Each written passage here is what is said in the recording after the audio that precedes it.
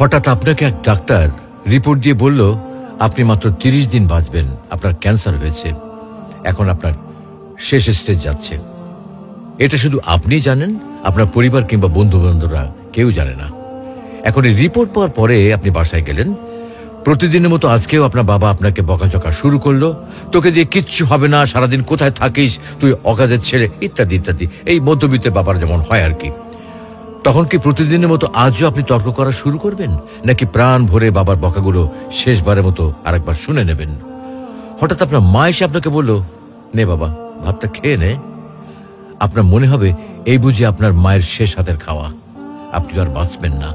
আপনি পরম তৃপ্তি নিয়ে খাবেন এবং আপনার কাছে মনে হবে এটা আপনার শ্রেষ্ঠ খাবার, যদিও ডাল ভাত হোক না কেন। আপনি বের হলেন, পুরনো এক বন্ধুর সাথে দেখা, আপনি যাকে মোটেও সহ্য করতে পারেন না, সব সময় তার সাথে কথা কাটাকাটি হয়, আজকেও সে আপনাকে কিছু কথা শুনিয়েও দিল।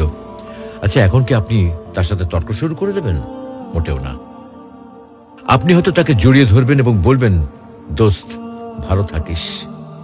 আচ্ছা জানেন, আমরা এখন মৃত্যুর কথা ভাবতেই চাই না, এ থেকে আমরা পালিয়ে বেড়াতে চাই।